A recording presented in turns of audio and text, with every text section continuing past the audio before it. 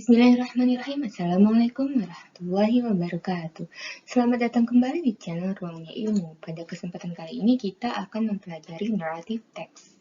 Pasti teman-teman semua pernah mendengar yang namanya cerita Malin Kundang, cerita Cinderella, cerita Snow White, dan lain-lain. Semua cerita di atas itu tergolong narrative text. So, apa itu narrative text? Mari kita pelajari lebih lanjut. Oke, narrative text definition. Jadi narrative text itu adalah an imaginative story to entertain or amuse readers. Jadi dari definisinya diketahui bahwa narrative text itu adalah cerita imajinatif atau imajinasi yang bertujuan menghibur orang atau menghibur pembaca.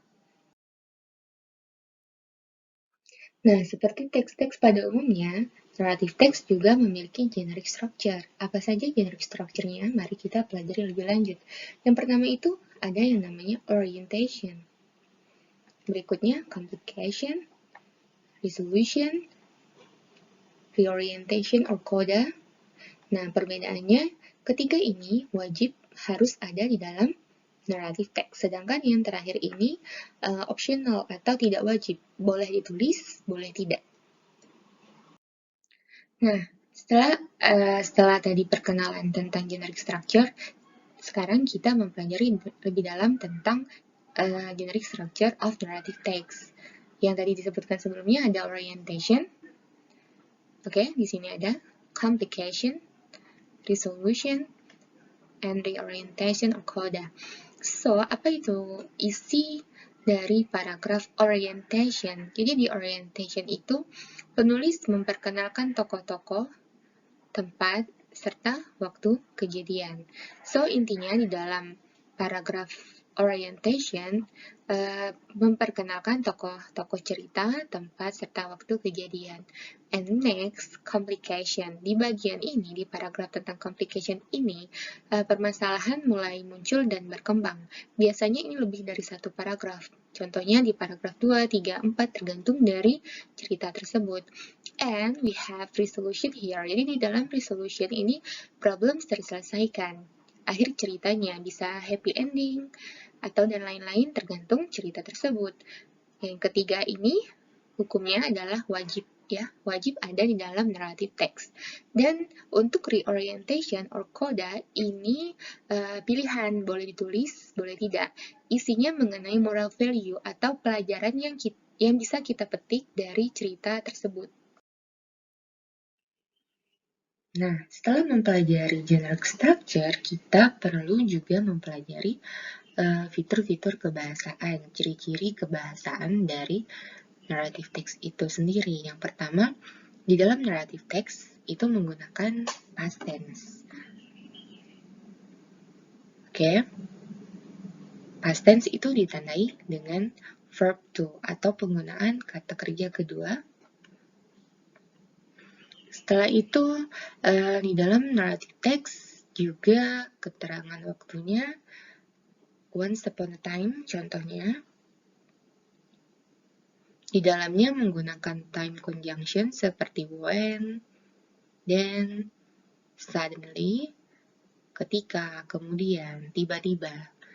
Action verbs, kata kerja aksi ya, perbuatan yang menggunakan verb 2 seperti menggali, berjalan, ini bentuk dari verb to berhubungan dengan simple past tense.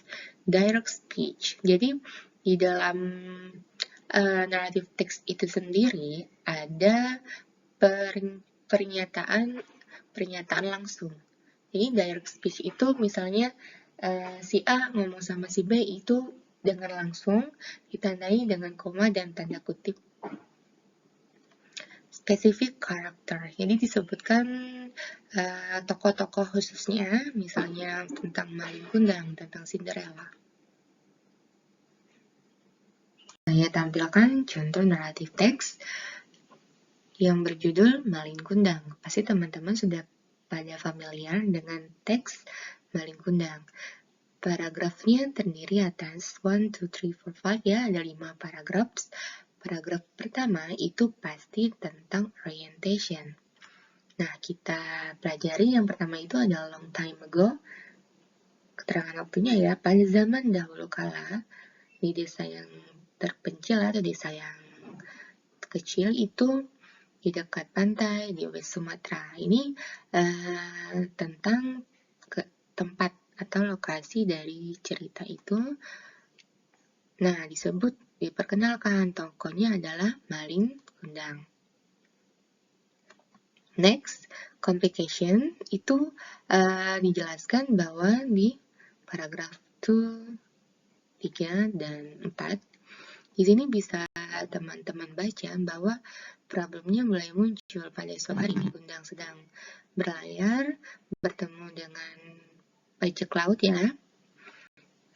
Lalu Malin Kundangnya berhasil mengalahkan bajak laut, dan akhirnya diajaklah Malin Kundang itu untuk berlayar bersamanya pedagang mengajak pedagang yang tadi ditolong oleh Malin Kundang melawan bajak laut, mengajak Malin Kundang untuk pergi untuk bersama-sama berlayar dengannya di sini agar mendapat hidup yang lebih baik.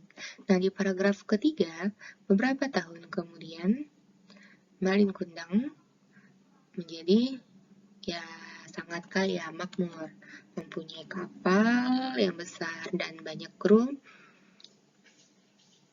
Nah, dijelaskan di sini, dan pada akhirnya masih complication, kembali ke pelabuhan di kampungnya tadi setelah beberapa lama ya tidak kembali, dan bertemu dengan ibunya.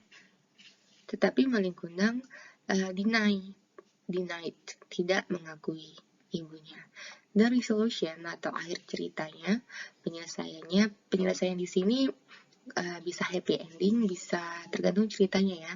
Tapi akhir ceritanya, finally di dalam teks Malin Kundang ini, karena ibunya tadi marah, akhirnya mengutuk Malin Kundang menjadi stone. Jadi akhir ceritanya Malin Kundang berubah menjadi batu.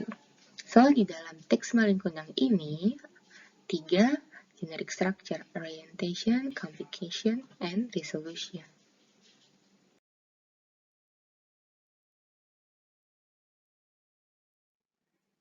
Semoga video pembelajaran ini memberi manfaat. Terima kasih. Wassalamualaikum warahmatullahi wabarakatuh.